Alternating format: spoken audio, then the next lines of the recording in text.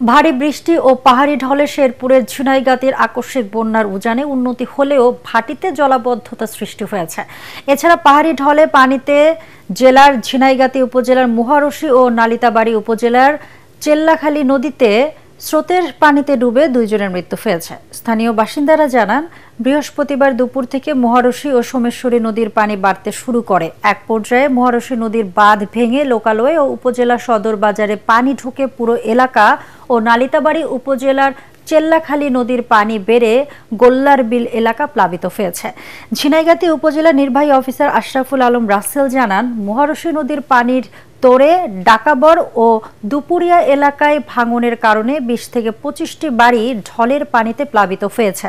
তবে এখনো তেমন ক্ষয়ক্ষতি হয়নি। এদিকে জেলা প্রশাসক তফদ্দার মাহমুদুর রহমান জানান, বন্যা মোকাবেলায় সব ধরনের প্রস্তুতি নেওয়া হয়েছে।